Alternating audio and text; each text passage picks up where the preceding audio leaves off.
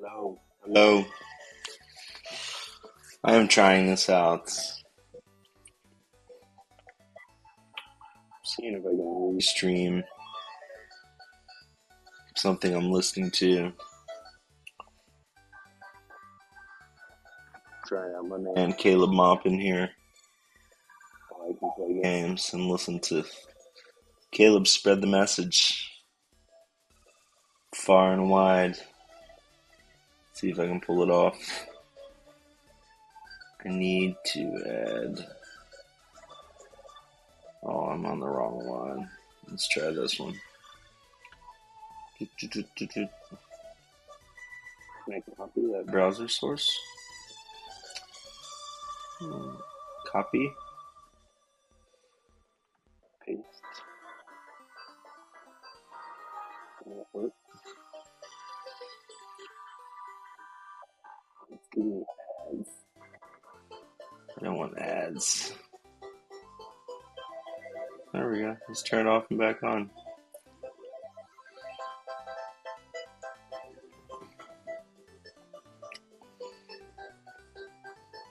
Where are you at, Caleb?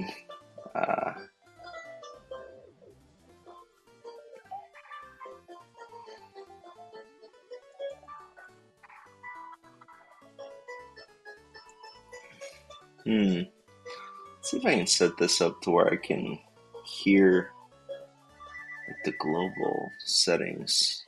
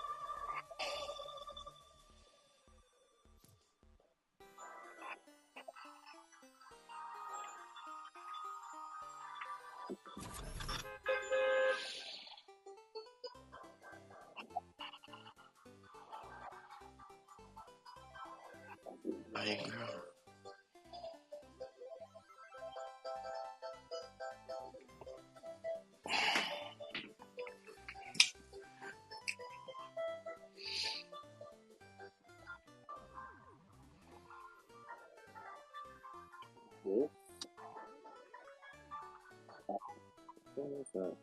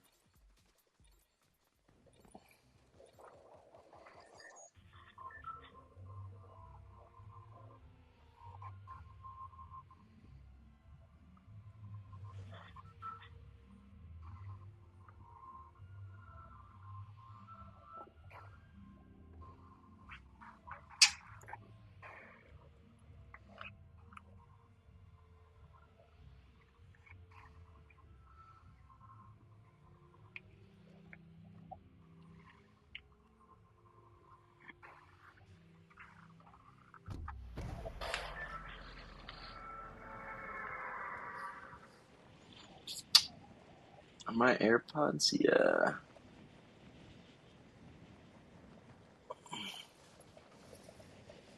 Let's see how it sounds. I don't know how to monitor it in real time other than this, which is annoying.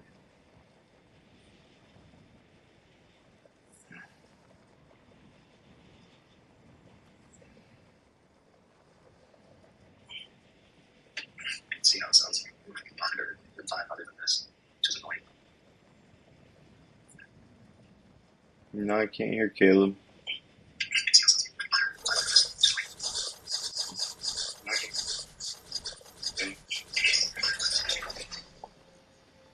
Hmm.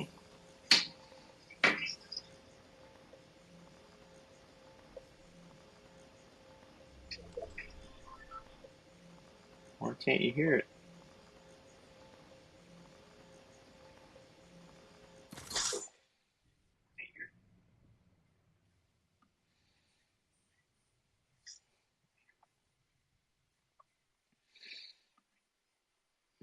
Hmm.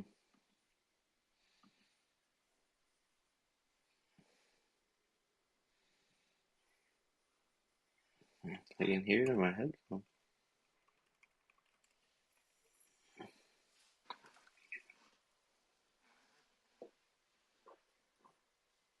Hmm.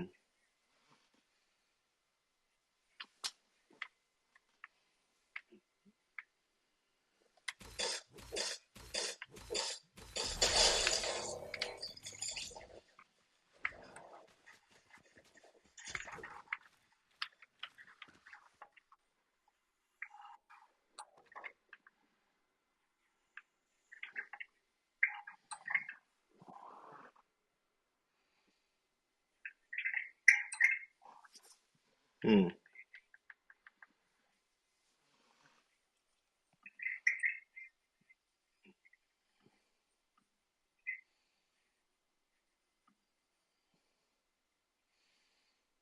So,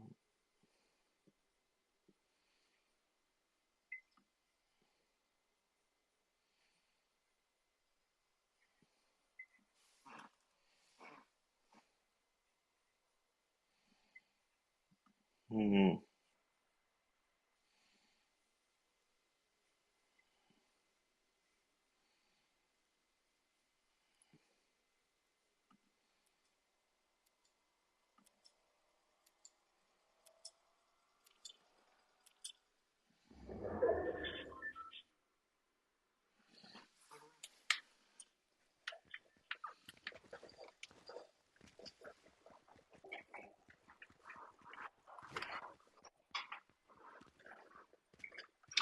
Still getting no sound. I can hear it in here, but I can't hear it through here. Hmm.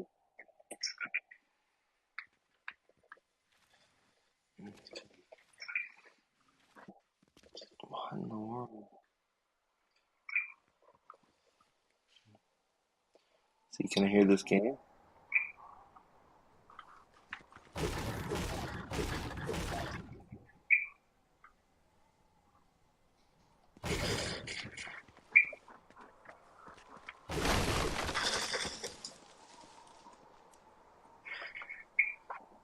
I can hear that.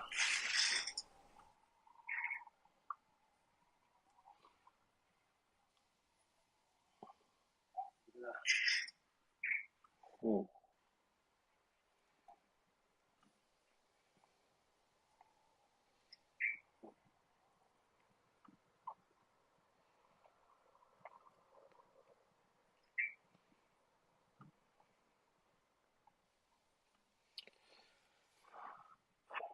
Make that sound work. No. Oh.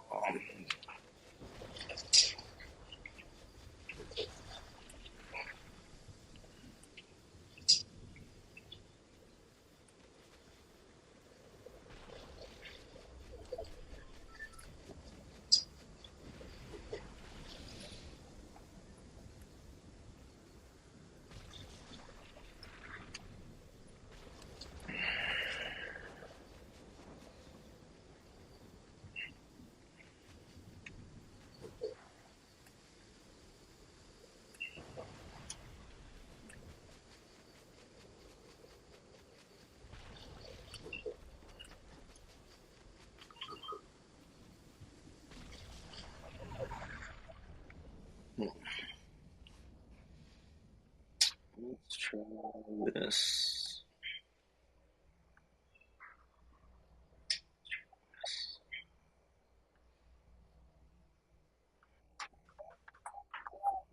browser audio capture.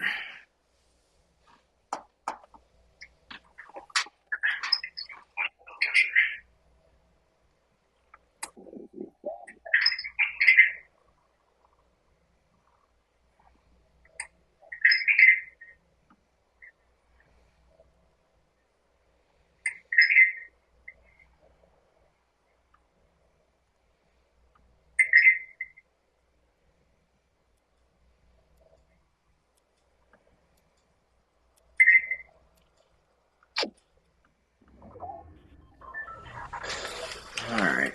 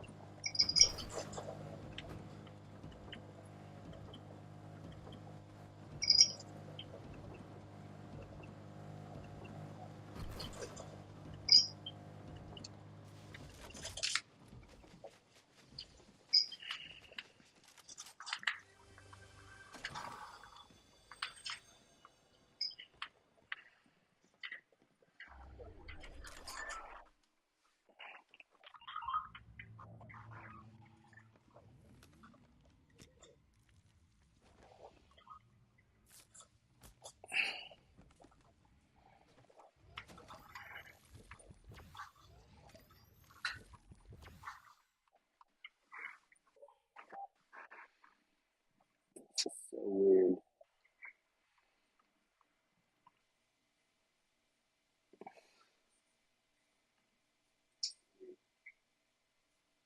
Uh,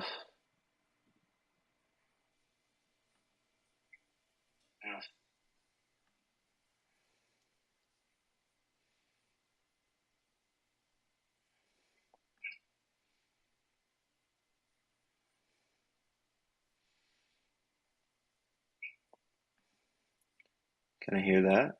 Yeah. Lag throws me off. Okay.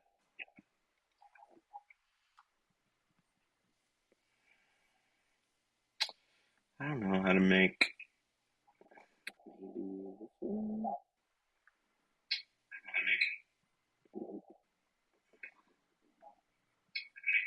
audio output capture.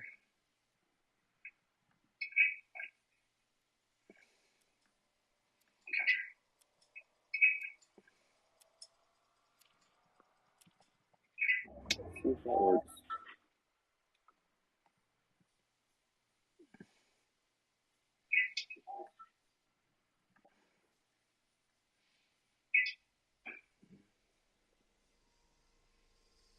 Just nothing.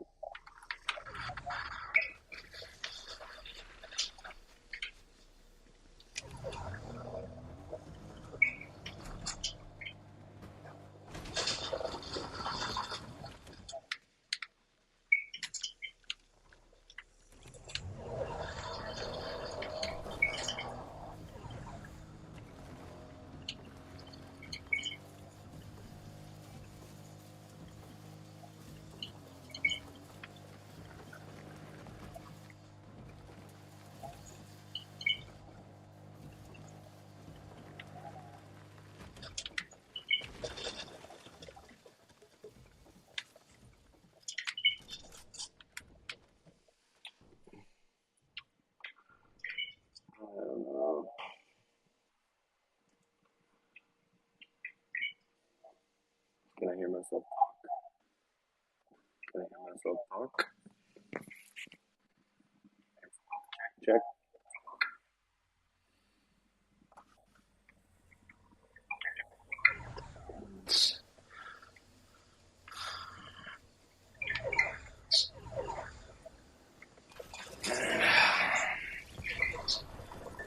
Okay, let's try to take that off.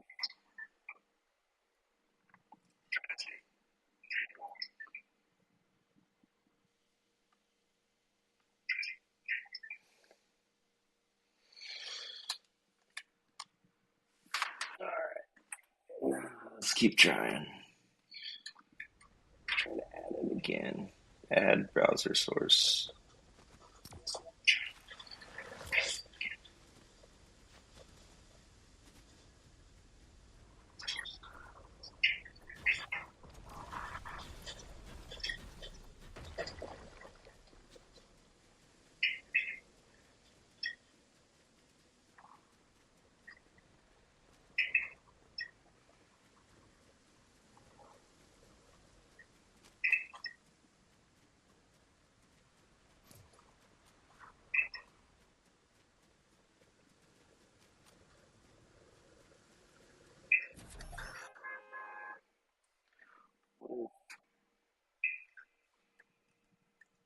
What if I turn this off?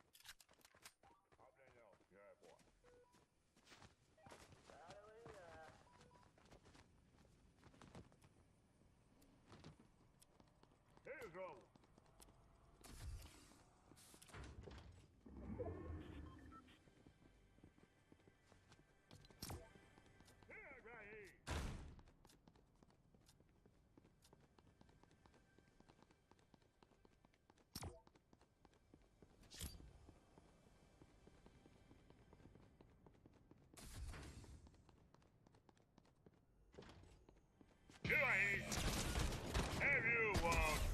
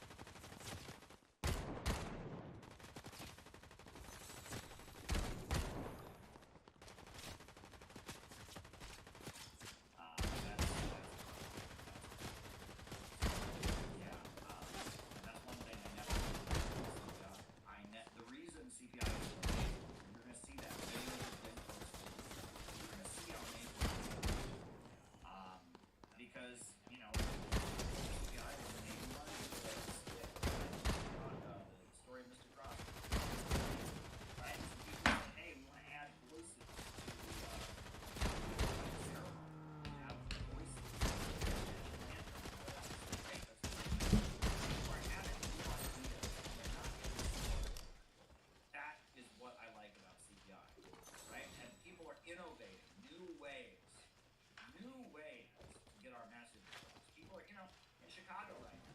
They're all doing their own version of the Saxton lectures. I laid out kind of basic presentations about what CPI stands for, called the Saxton lectures. They're a work in progress. But the people in Chicago, they're all taking one for themselves, and they're working on, and they're all starting to do, Midwest CPI. They're doing the Saxton lectures themselves, right? And I want more people. I want more people to write. I want more people to write songs about CPI. I want people to write poetry about what CPI stands for. I want people to do plays about CPI. I want people to write books, and I want people to do stuff. CPI is my organization, the Center for Political Innovation, CPIUSA.org, and we're a dynamic group of people that oppose imperialism, and we're really, really great, the Center for Political Innovation. And what makes us great is that we're wanting people to blossom and accomplish things, right? And that's a growing organization and a dying organization. Well, Organization that gets into the mindset of, Caleb, I was trying to set this up to where I could restream and just listen to this and enjoy it, but I can't figure out how to share. Why do you do what you do? This is a browser source. Glad you don't give up on us. Well, thank you, Gabby. I'm touched. I'm very, very touched. I'm not smart enough. So I just set up this microphone and I can hear you. And why do I do what I do? Because I can't do anything else. I'll figure it out one day. I think I have to use. This is what I'm motivated. I think it's called loopback. Let's see if I can do that. Loopback.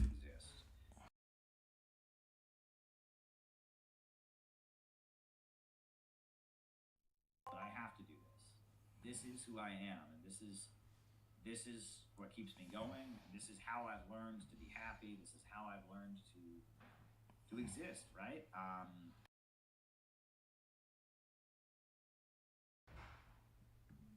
I will be a 36-year-old man, and I can't imagine myself doing anything else. This is who I've always wanted to be, and it's hard.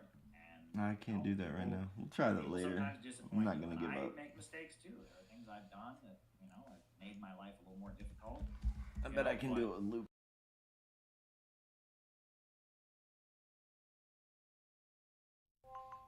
It's the comradeships, the ability to have people.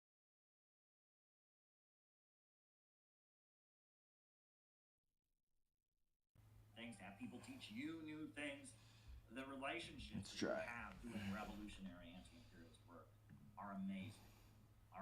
There was an old communist who said to me one time, "Caleb, being a communist, life doesn't get much better than this." He was right. He was absolutely right. Right? It's an acquired taste. It's not for everybody. Not everyone can live this way.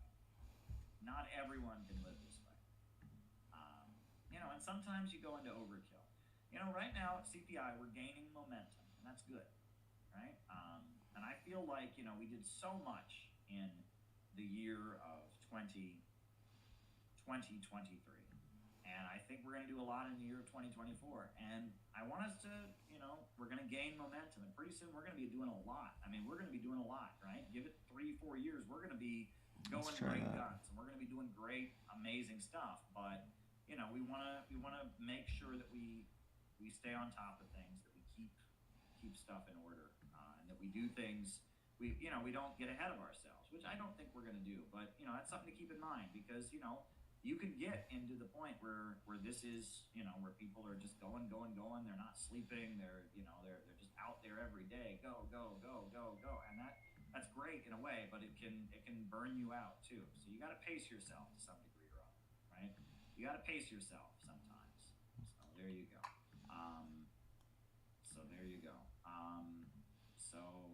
So John recommended that we put on Marianne Williamson's War and Peace video that talks about peace talks between Putin and the United States. All right, let's do it. Let's do it. Marianne Williamson. I got the video here. Marianne Williamson. Did I fix it? War and Peace. Did I do it?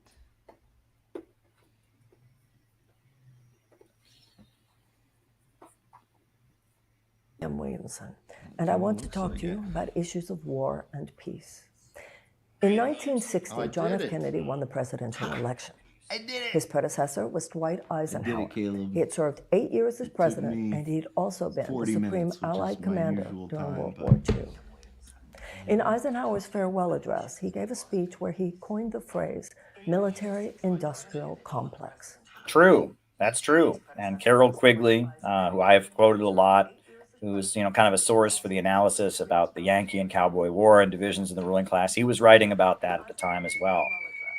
That the 1950s was very clear there was a section of the U.S. economy that was tied to military spending, that was the source of what they called the far right wing or the ultra right wing, the McCarthyism. They were, in some ways, tilting the overall interests of U.S. imperialism. And yeah, I mean, that's true. As Eisenhower was leaving office, he warned about the influence of the military-industrial complex, because even he, as a Republican president, was feeling like, okay, there's some people that are just committed to making money on war that have politics that are wacky. Obviously, this was a man who knew war, and he was a man who was not afraid of war. But he also knew and understood what corruption meant. And he knew that a relationship between business and Congress and war was dangerous for the future of the United States. That's why he warned us. And yet today, Eisenhower's worst fears about the military-industrial complex have indeed come true. Today, war is big business in the United States, and very few of us doubt that anymore. We have a situation where our yearly budget, for instance, our defense budget is somewhere around $858 billion. And it's become obvious that whether our president is Democrat or Republican, they fall in line with the defense industry. Yeah, well, it's not just that, though. I mean, this is, imperialism is not just they want to make profits from war. That's a big part of it. But, it's largely about defending their monopolies, right? And this is something that liberal analysis often misses. The military-industrial complex certainly is part of it, but they don't want to destroy Russia just because they want to make money on selling weapons. They want to destroy Russia because Russia is trying to, is selling oil on the markets and competitive with them. They want to dominate the world.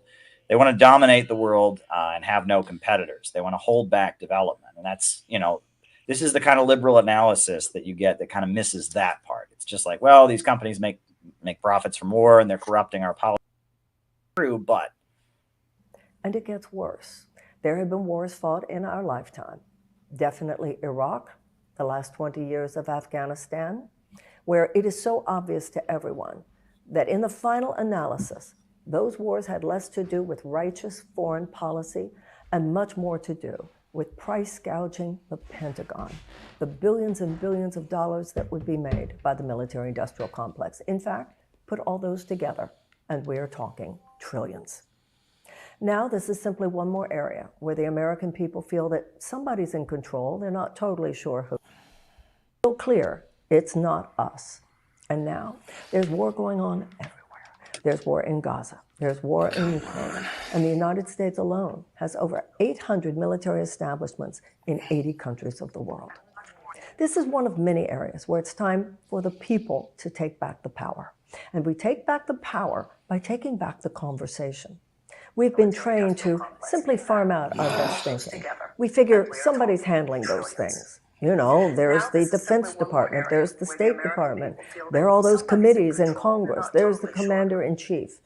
We have every right to expect that our true national interests, our best interests are being served, and the interests of the people of the world by our foreign policy and by our military policy.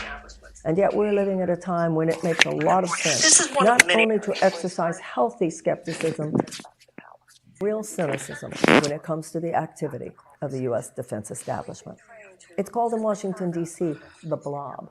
And it's an open secret that it's more about making money than it's about using the U.S. military in a way that truly aligns with our democratic values. The way I see the military, I see it like a surgeon. If you need to have surgery, you better believe you want the best one. And the United States should have the best surgeon, and we should have that best surgeon on hand all the time. But a reasonable person tries to avoid surgery if possible. It's really hard to get all this technology to work together kindly. We need to proactively begin to wage peace. There are ways to do that. That's why I want to establish a United States Department of Peace. Peace building, like Dennis Kucinich, he was about that for years, is a real thing. There are You say 4 I'm factors connected, but which, why when can't I hear? present, statistically indicate that there will be a higher level of peace and a lower level Play of it out of my violence. headphones. Those 4 factors are greater economic opportunities for women, greater educational opportunities for children, reduced violence against women, and a reduction in unnecessary human suffering. Okay, she's lost me here. I mean, she at this point she's got a narrative where she's saying that war is just the military corporations wanting to make money. She's missing that it's about dominating the global economy and beating down competitors and keeping the world poor. And now she's doing this identity politics thing about, well, women, if you empower women with economic opportunity, well, you empower people with economic opportunity, right? And I mean, what is she talking about here in this Department of Peace? I mean, I don't know, Department of Peace, you know, that sounds like George Soros NGO who's going around the world protesting for women's rights or something. I don't know. She's not got me here, you know, John. I'm waiting for the part. I'm sure I'll get to the part where she talks about Putin and negotiating, but not impressed so far, I must say. That's why we must be as sophisticated in ways that we wage peace as we are sophisticated in ways to wage war if and when we feel we must. Just as we have a military academy, we should have a peace academy. We need to have an army of peace builders, just like we have an army of military personnel. Yeah, well, what is that? An army of George Soros NGO activists or something? Like I'm not. You know, we have a diplomatic corps and all this. Like, she's missing the point here. I want to imagine a world without war 100 years from now, because I agree with JFK when he said, mankind will get rid of war, or war will get rid of us. We have on the planet today roughly 12,000 nuclear bombs. And let's be very clear. The nuclear bombs that exist on the planet today, including our own here in this country, make the bombs that fell on Nagasaki and Hiroshima look like little pinpricks. One of those bombs could kill 120,000 people. We must reverse engineer. We must begin to play peace games, just like we play war games. And for those who find that naive, I'll tell you what is naive. What's naive is to think that we can reasonably assume that this species will continue to exist on this planet another 100 years from now if we don't at least try to move in a better direction. Now, right now, there's war going on in Gaza, and the United States, with our military support, is supporting Israel in its military action. I do not agree with that. I do not see where Israel's war on Gaza is in any way solving the problem. For any tunnel that they destroy, for any Hamas person that they are able to kill, it is my belief that they are only creating 10 more. Okay, she's getting better. She's getting better. They are only creating more hatred. Well, and right now, I mean, those are fighting words to Israel, right? Any Israel person, I mean, they said, oh my God, the calls for a ceasefire. Oh, you're anti-Semitic. So that actually, you know, she's speaking common sense here, that what Israel's doing is not creating peace, but, you know, pro-Israeli people, like, you know, they fly into a rage if you say this much. So that's actually quite courageous. Tulsi Gabbard won't dare say that, you know, RFK won't dare say what she's saying. So, you know, I mean, props to her. She's taken a better stance than anyone else running for president. There never was a military solution to the problems between the Israelis and the Palestinians. There never was, and there isn't now. There is only one path to peace in the Middle East, and that is justice. Justice, justice, thou shalt pursue. And that should be the goal of the United States. The United States, as a friend and ally of Israel, should have been saying far more loudly for quite a while now that those settlements are illegal, that the occupation of the West Bank is illegal, and that siege and blockade in Gaza are wrong. The only way that that situation will be solved is through a ceasefire, an ending to that military activity, release of the Israeli hostages, and architecture for a two-state solution. In order for that two-state solution to be planned and effectuated, it's going to take an international consortium. The United States cannot lead this, but the United States can be a passionate partner in this, along with many countries, including and primarily Arab powers. The next war that the United States has been quite involved with in terms of support is the war in Ukraine. Now, I know that the United States doesn't have completely clean hands here. However, none of that justifies the atrocious behavior of Vladimir Putin in his invasion of a sovereign. Give me a break. Give me a break. Russia did everything they could possibly do to avoid this confrontation. They did everything. They held off. They tried their hardest to not have to go in. You know, the Ukrainians, you know, they did everything to provoke it. They didn't implement the Minsk agreement. The Donetsk Republic, Lugansk Republic, they were begging Russia to move in back in 2014, and they held off. Give me a break. Nation of Ukraine. And for that reason, I have supported U.S. military support for Ukraine, and I had great Oh, God. hopes, like there's so many of us, for the counteroffensive waged over the last several months. Oh, God. That counteroffensive, however, has not been successful at Oh, all. that's honest. At least she's honest about that, because, you know, there's some delusional thinking coming out of Anthony Blinken, the State Department. At least she's honest about battlefield conditions. And at this point, stalemate there. It's important. And as I have said often, the only solution there would be a negotiated settlement. And yet at the same Hello, time, can I hear hope- myself? It's not a war. It's not a stalemate. Russia won. Ukraine lost. That's the situation, right? And now Ukraine is desperate to grab any person they can find off the street. It's over. It's over. Donbass is Russia. hope that it could be a negotiated settlement in which there still is a Ukraine to negotiate. Oh my God. Russia doesn't want to seize and destroy all of Ukraine. If they wanted that, they would have done that by now. They want to protect the new republics. That's what they want to do. Which there's still a Ukraine to negotiate. Are you kidding me? Are you kidding me?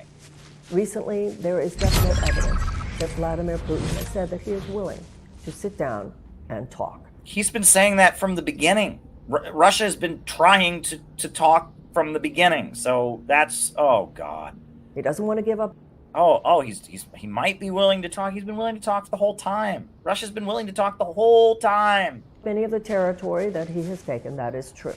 And I know that that is absolutely unacceptable to the Ukrainians. But it has become my belief. Well, not the Ukrainians who live in that territory, who voted to join with Russia. Maybe it's not acceptable to the Ukrainians in Kiev. It's not acceptable to Zelensky. The people who live there, they voted to break away from Ukraine back in 2014. So the ones that are actually in the Donbass, yes, it is acceptable to them. Believe that this is the best deal they'll be able to get. And the longer this thing goes on, the situation could be worse for the Ukrainians rather than better. And for that reason, as the American president, my message to Putin would be, it's time to talk. So as president, I would take a deep look at all of those American military installations around the world. Some of them have to do with protecting trade and so forth. Others of them are simply a legacy of a Cold War era. They do nothing to actually foster peace for the United States or anyone else. And in those cases, I would choose to close them. I would be a tough commander-in-chief. Tough in the sense that I'm not unwilling to use military power when I feel that military power is necessary. However, at the same time, I'm very clear that I wish I could turn down my TV, but my babies have hidden the batteries to the remote. And this TV doesn't have a firm with our volume interests button. both here and abroad. But at the same time, we must get off this track of all of this military action, which has done far more harm than good over the last few decades in the United States. In me, you will have a president whose primary interest is in fostering peace, domestically and internationally. And I will take just as clear-eyed a view in ways to do that, in the sophisticated creation of the conditions of peace, through justice, through cooperation, through collaboration between us and among us, in order that future generations will not just ask themselves, what were we thinking in our time? But rather will be thinking, whatever got them to that place, where they were willing to wake up, where they were willing to go after peace, in which they were willing to make the bottom line a world at peace. We don't know maybe how they got there, but we're so glad they did. That would be my presidency. That would be the world we would bequeath to our children and to our children's children. And I think we would be very satisfied with ourselves for the effort made. Well, I mean, it was pretty bad, but it's better than anything else floating around out there from candidates. So thanks for sharing that, John. You know, it's worth paying attention to. I'm glad you follow this stuff, John. I'm really glad you follow it. you know, it's funny. You know, I think you know, Lumpia Logic, when she you know, greeted everyone in the opening of the CPI conference, she quoted Course in Miracles. So now people are going to start saying that we're a front for the Marianne Williamson campaign, right? I'm joking, of course, but you know, our haters love to talk, right? So I think we were secretly Nazis for a while, which of course Marianne Williamson's speech. Multiracial organization, so we're not Nazis. We don't preach racial hatred in any form. We celebrate the defeat of the Nazis. That was a lie for a while. She did, Caleb. And then she did. For a while, we were. She quoted. What were we? We were the words of Jesus Christ herself. We were secret conservatives, and we're actually libertarians. And I mean, I've heard so many crazy ones. And I've heard, you know, for a while, people were claiming we were a front for the Moonies. For a while, that was one I heard floating around from one of our, a former associate who didn't like us claimed we were a front for the Moonies, which we definitely are not that. So now maybe we're a front for Marianne Williamson and A Course in Miracles. Maybe that's what we are. We're a secret. We're secretly recruiting for A Course in Miracles and Marianne Williamson. We're secretly, I don't know. What is it? What is Course in Miracles anyway? It's like a book that she endorses. She didn't write it, but she like promotes it. It's called Course in Miracles, right? And it's like a book that she promotes. It's like Marianne Williamson's religion or something like that. So maybe they'll claim we're secretly a front for the Course in Miracles. We are not that either. So, but there you go. There you go. All right. Now this is an interesting one. I just saw the PSL interrupt the Christkind market in Chicago. Pro-Palestine strike. Isn't there a different way to not interrupt with people who have families? What is Christkind market? What is that? What is that? I just don't know what that is, right? Is that a religious thing? I'm Googling it. Christkindle market. What is that? Christkindle market in Bethlehem, Pennsylvania. It's a Christmas market. Oh, it's a Christmas market. Christkindle market, right? It's like a Christmas market. Is that like a fancy word for a Christmas market? I see. Christkindle Market is a Christmas market held annually at Daly Plaza in Chicago, Illinois, United States. The festival attracts more than 1 million visitors each year. Oh, well, see, that's a Chicago thing. Mic check 1 2. I didn't know about that, but I'm not a Chicago guy. Can I hear myself? But there you go. So they interrupted it. Can I hear myself? I don't know. You know, we in Union Square, they have something like that around Christmas time. They have all these little shops in Union Square, all these little stands where you can buy jewelry and you can buy clothing and purses and stuff. And it's like the Christmas market in Union Square. And a lot of people go there to shop. And so I used to stand by the subway stop in the middle of it with Workers' World newspaper, the communist newspaper. And I would just stand there at the subway stop and say, "Communist newspaper, get the latest issue." Just stream this to see for if hours. I can And it was just a flow of people. I would sell a lot of newspapers. A lot of these people from Long Island, New Jersey that had come in to go to the Christmas market would want to buy a communist newspaper from me. I wasn't really interrupting the market. I was just I was just a guy there selling stuff, right? Other people were selling things. I was standing there by the subway stop. I figured out how to make it work. Things. So, you know, I used more to do game that. than going to bed. You know, I don't know. I mean, you know, but I know what you mean, Gabby. I mean, you know, I remember one time I was part of Occupy Wall Street. We were doing, like, it was after Occupy Wall Street. It was like we were doing these little protests every night to support the Quebec student strike that was happening. And, you know, there'd be these restaurants. We'd be marching down the street in, like, Greenwich Village, and there'd be restaurants. People would be eating in their restaurant, and, like, there'd be these anarchist kids that would, like, jump onto the tables that people were eating at in the outdoor cafes, and they would shout, "Wake the fuck up, people!" And, you know, that's why that's when leftists, you know, when people think leftists are annoying, right? You don't want to be annoying people. And that kind of goes with that mindset, right? Where people, it's like, you know, it's like this attitude that, you know, all these people are just a bunch of sheep and we're going to wake them up and we're going to make them uncomfortable. And, you know, you don't want to be that. You really don't want to be that. Nobody wants to be that, right? You want to communicate to people in a way that respect you. You come across as sensible. That's why I'm always in favor of wearing suits. That's why I'm always in favor of having American flags at our rallies. I take that to another level. I want to be a serious worker politician. I don't want to be a crazy leftist, running through the streets breaking things. I want to be a serious worker politician who takes the future of my country and takes my own political message seriously. And that's something I've really, really worked on over the years. The way the left presents itself is often very sloppy and immature. We don't want to be that, right? So I can understand how if some family's having a shopping thing, a bunch of people are running around yelling at them about Palestine, they're like, I'm doing Christmas shopping, leave me alone. It's fun. That I can get, that I can understand. There was something else I was going to share about that, right? Because I've been doing stuff like this for years, and I kind of know what you're getting at. There was something else I was going to share, and I can't remember what it was, but you do want to communicate with people in a way that is respectable, that is not condescending, right? You want to do that, but at the same time, look, people are dying in Gaza. It's a very desperate situation, and anyone who's doing anything to help the Palestinians. That's why the Houthis are the heroes of the world right now. Let's see if I can mix this now. Doing something to help the Palestinians. Why they're so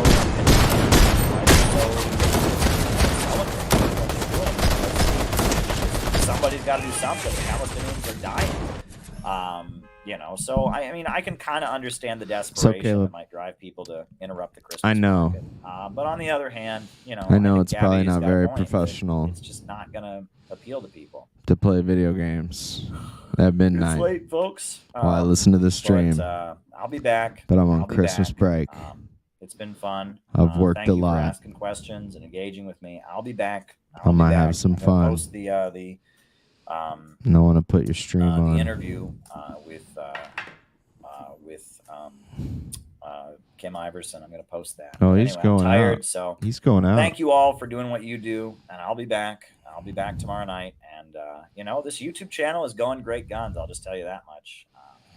Subscriber count is rising, and people are watching videos, and that's good. But I think Donald Trump used to say, "Never quit while you're ahead." That's true. I'm not going to quit while I'm ahead. I'm just going to keep going. And I remember that all of that is kind of fake to some degree or other. We're building an in real life organization. That's what we're doing. So keep your heads up for February 17th. That's going to be a very important gathering. Defeat the deep state. And keep your heads up for the date, the announcement that we're going to be announcing the event in Vermont. That'll be our spring workshop that we're doing. Our organization is marching ahead and moving forward. So I guess I will put on the closing music. And as I said, I'll be back soon. I'll be back soon.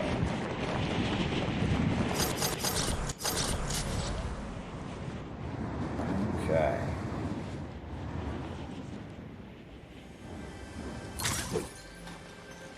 Upsurge in the struggle against U.S. imperialism is now emerging throughout the world.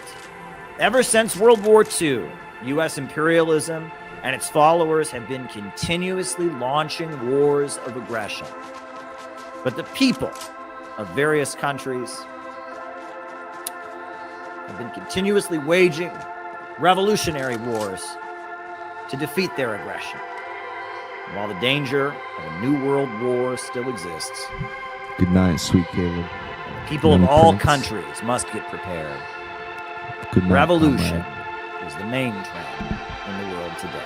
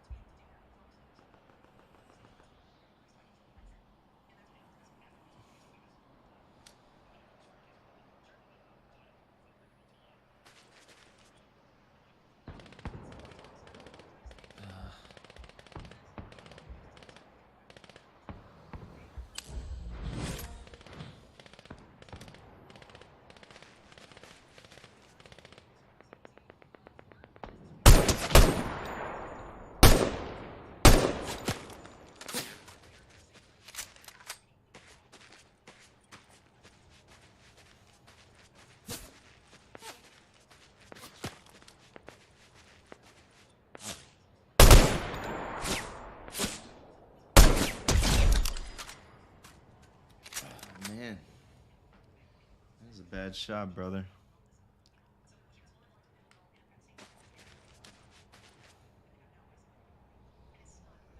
That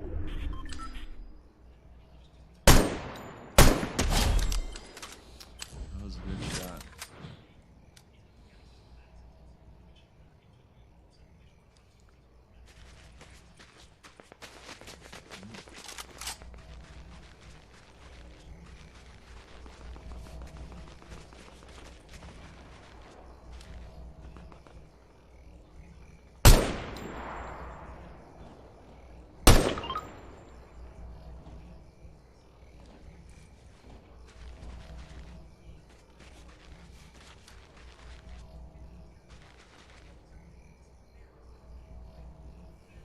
That's fast.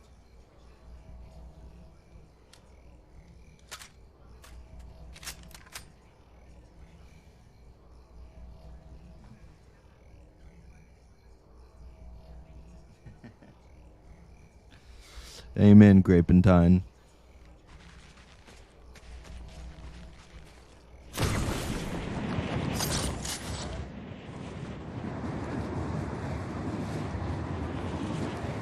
That music does make you feel like you're falling asleep to, like, I don't know, some sci-fi TV film in the 80s or something.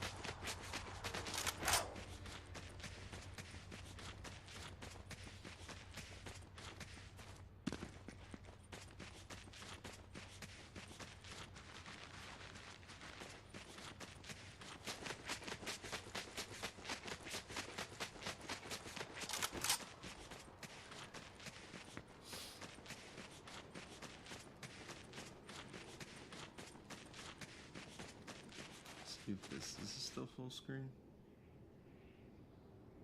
Nope. What in the world is this?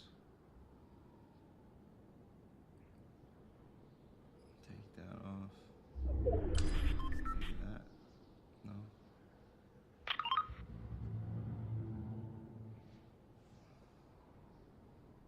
What is this?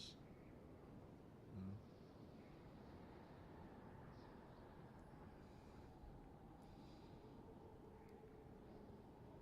Center on fit to screen. There we go.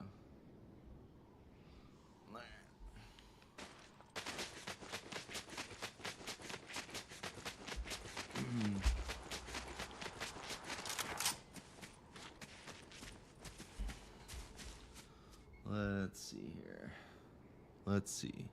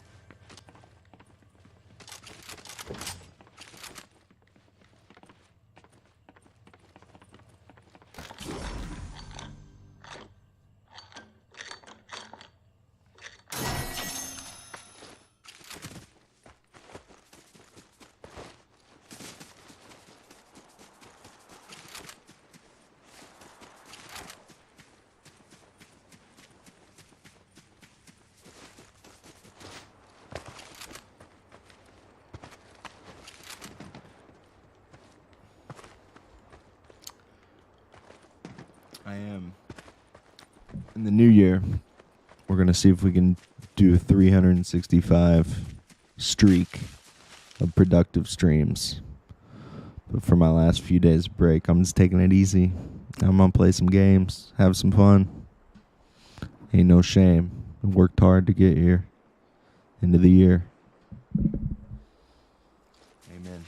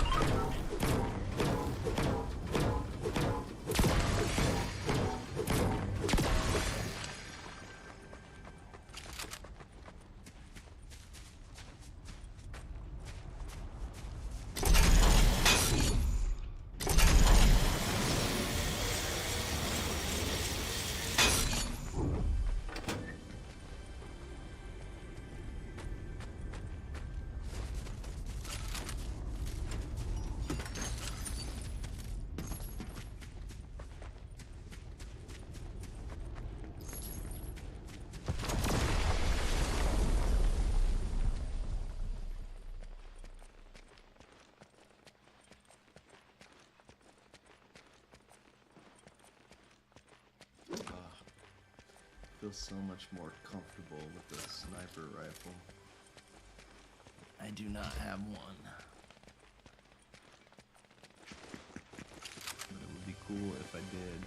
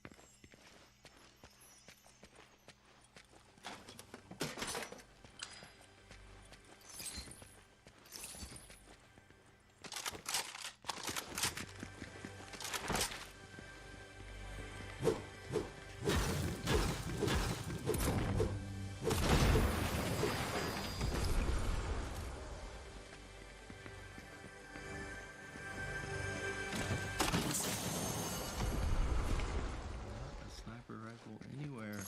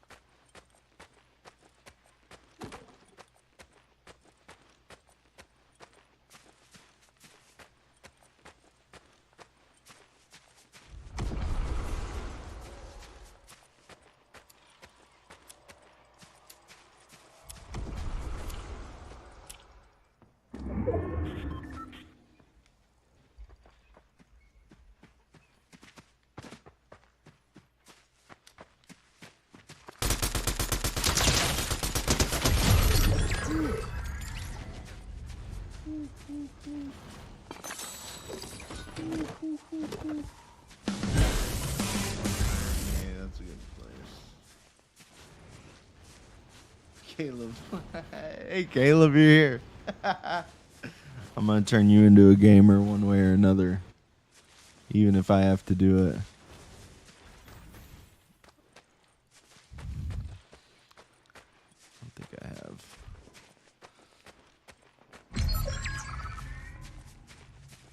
Practicing this is my female Che Guevara. So I practice my guerrilla warfare tactics here in fencing fields.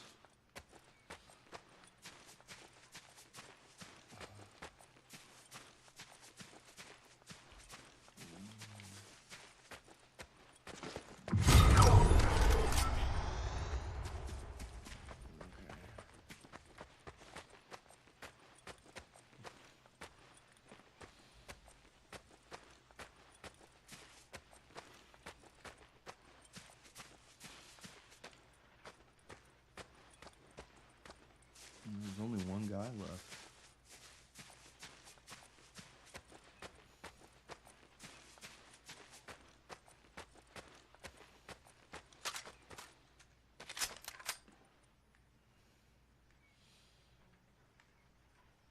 Okay, let's get serious here.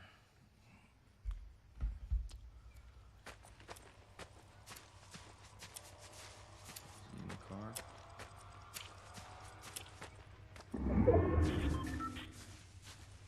Oh, he's over there. He's good.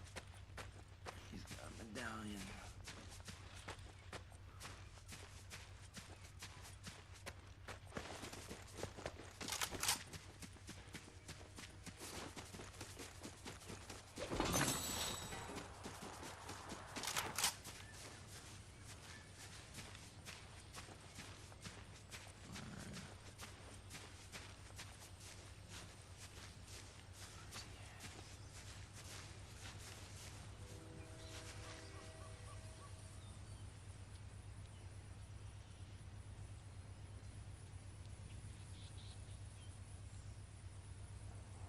On the train.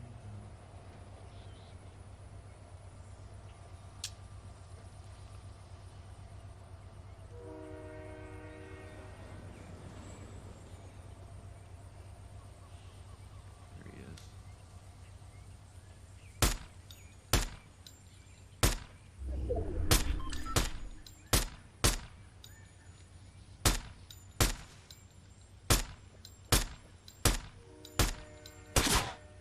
Oh man. Sniping, that's not good.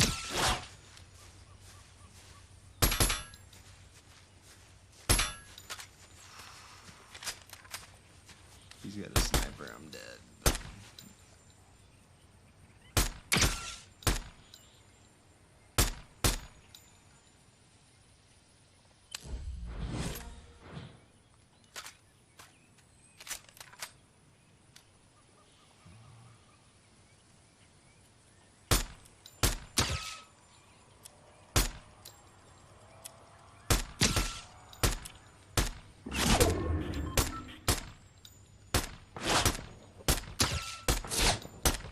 Shield you got, bro?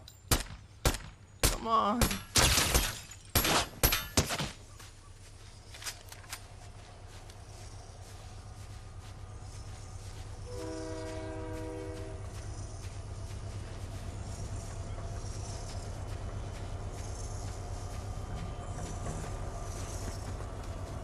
Alright, let's do this. Let's dance.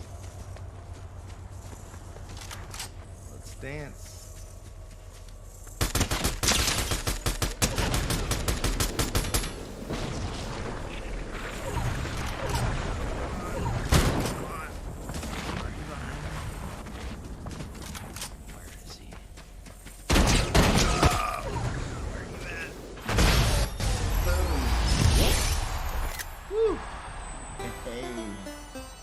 For you, Caleb. You got a dub. We got a dub on the first ever Fortnite Maupin stream. That's a big deal. That's the best you can do. That means we beat 99 people. It's a good omen for communism in America.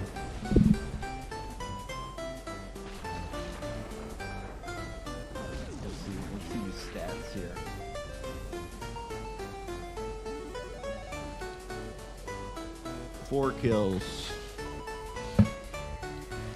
Uh-oh. Got a headshot. That was good. AR specialist. That's the way to go out. That's the way to go out for the night.